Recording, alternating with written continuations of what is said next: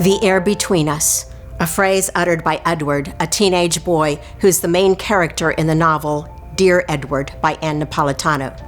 This is a story of a boy who is the sole survivor of an airplane crash, and it's based on a real crash in 2010. In the novel, Edward has to rebuild his life, physically, cognitively, socially, emotionally, in absolutely every way, while living with his aunt and uncle in a home that is new to him, a new community, a new school, and blessedly a new best friend, Shay, a girl his own age who lives next door, who manages the just right balance of watches out for him and cuts him no slack. His high school physics teacher introduces him to the Large Hadron Collider and the research on particle physics, attempting to answer the questions of the smallest particles, their speed, their behavior, their relationship to one another. In Edward's mind, the questions are at the very heart of existence, his and everyone else's. And as the story draws to an end, and Edward is healing, is stronger in every way, he reflects on all the people who were a part of his rebuilding process, especially his uncle, his physics teacher, his principal, and Shay. And in reflecting, he utters the words, "The air between us is not dead space." I'm struck by Edward's story for so many reasons. I started my career as a middle school teacher, and I shall always and forever have a special place in my heart for the students in the middle. Edward was 12 when the plane crashed, right in the middle of middle school, which is a hard time for most early adolescents.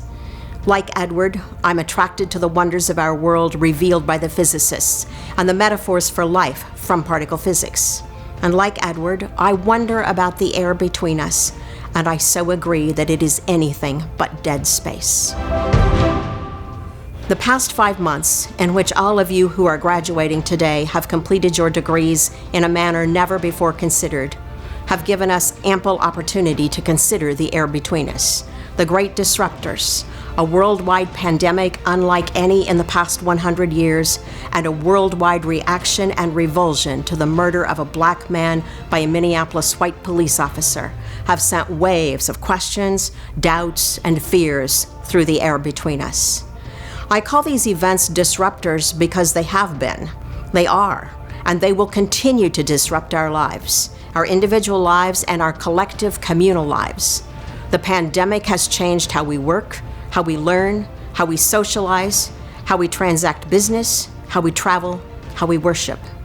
It has changed how medical care is delivered, how courtroom cases are heard, how legislatures conduct business, and how children are educated. George Floyd's murder and the subsequent racial unrest has caused people in this country and around the world to reconsider what they believe to be true about history, to compare what a community's or nation's stated values are to the lived experiences of people within that community or nation, and to think again about language and symbols and power and voice. These have been hard moments as we have confronted that which was in the air between us. And yet, through these moments of questions and doubts and fears, there have been other moments that remind us and make clear to us the connections we share with one another in the air between us.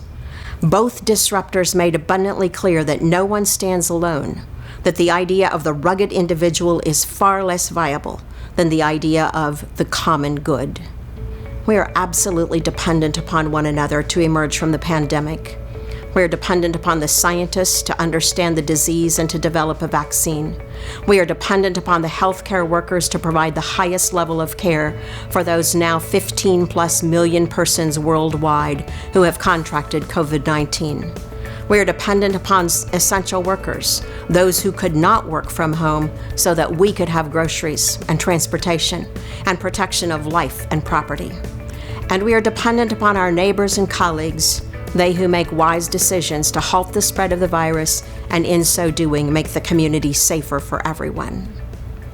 We are absolutely dependent upon one another to emerge through the very real racial unrest and tension that has marked the past 3 months and the previous 4 centuries. This is a time that forces those of us in the majority culture to confront and acknowledge our own biases and actions, our part in a society marked by systemic racism. This is communal work. It is work that happens because we listen, we hear, we reflect, and we act. With both disruptors, we have the opportunity to create new knowledge, new connections, and new stories in the air between us. Because that air between us, as Edward recognized, is not dead space. One person ill in one part of the world is followed by more than 15 million people ill around the world because the virus recognizes no boundaries. We are connected to one another. One black person killed by one white police officer unleashed action and reflection around the world. We are connected to one another. And in the days going forward, we have the grand opportunity to do better, to strengthen communities, to take actions for health and healing, to make decisions for the greater good. And you, graduates of the class of 2020, are in the best of positions to help the world write a better story, to strengthen the air between us, a story of regard for science and regard for the inherent value of humankind, a story of connections rather than divisions, a story of hope rather than fear. Every discipline represented by you, the graduates of 2020, connects to and lends value to the story of connectedness that is waiting to be written. Representative John Lewis, who led and lived civil rights activism until his death this summer, said, "When you see something that is not right, not just, not fair, you have a moral obligation to say something, to do something. Our children and their children will ask us, 'What did you do? What did you say?'" Edward was captivated by the study of the subatomic particles in the air between us. Some physicists describe those particles as bundles of potential.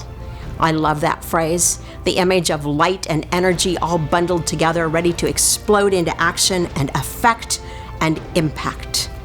Poised on the precipice of this next step, you are a bundle of potential. You bring all that and more to your next step. So go and do. The world is waiting for you to write the new story of the air that is between us.